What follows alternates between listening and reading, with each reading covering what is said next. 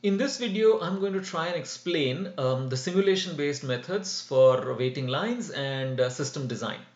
So if you look at it, we are going to simulate the simple system that we talked about here, the single server system, where I have few customers waiting in a single line for a single server, and as soon as they get service, they leave the system and get out. So we have assumed uniform distribution, and if you can look here, the uniform distribution varies between 70 and 130 for interarrival. So the first customer could arrive at 100 minutes, second customer could arrive after 80 minutes, third customer could arrive at after 130 minutes, and so on. And the service time also varies between 70 and 130 minutes.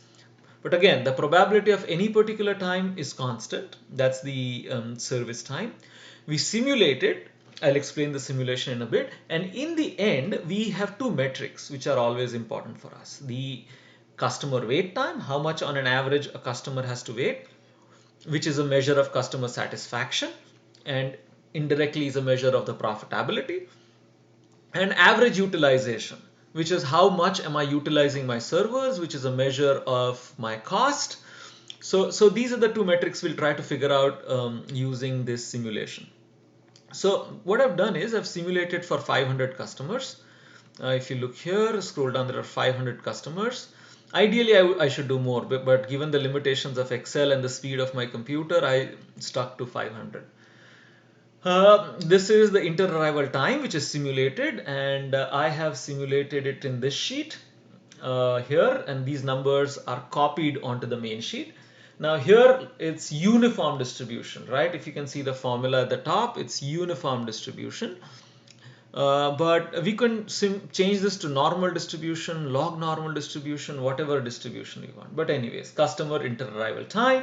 This is the customer arrival time. So the way you look at it, I start at time 0. This customer arrives after 73 minutes. So the first customer arrives 0 plus 73, which is 73 minutes. The time is 87. So the third customer arrives after 87 minutes, which is 73 plus 87, which is 160 minutes. Right? The third customer will arrive at 160 plus 98, which is 258 minutes. But this is how the system works, right? This is the interarrival time. The service has to start, and then the service time, which is also simulated from here. These are service times based on this distribution. And then service has to end. So service start plus service time is service end. If the customer has to wait, the time difference between the customer arrival and the service start, that's the customer wait time.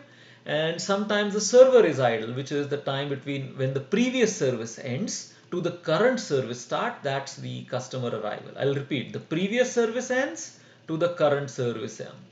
So for example, this service ends at 158 minutes, but the next customer comes only at 160th minute. So the server has to wait for 2 minutes. If we scroll down at some position, we'll see that even the customer has to sometime wait. Because if you look at it, this service ends at 1220. The next customer comes at 1213, but for 7 minutes, the customer is not attended because the server, we have only one server, and that one server is busy with the previous customer, the customer number 11. So in this case, the customer has to wait for 7 minutes. But these are the customer wait times, and using that, we calculate the average time the customer has to wait, which is indirectly a measure of customer satisfaction and profitability. And we also calculate utilization, which is how much I use my resources, and indirectly a measure of cost. So together, both of them are indirectly measures of revenue. But that's how the simulation is constructed. Now, what happens with simulation is it's unlike analytical methods, it gives very different values. So I've created a macro here. If I have a new set of interarrival time and a new set of service time, you look at these numbers change, right? If I have a new set of interarrival times, new set of service times, these numbers change again.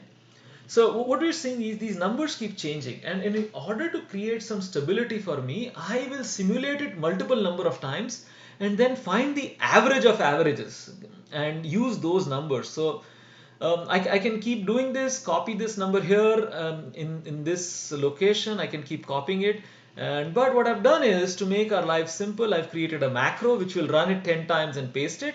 So if you see it, it's running it 10 times and pasting it. And then for these variables, that my arrival variability is 70 to 130 minutes, service variable is 70 to 1.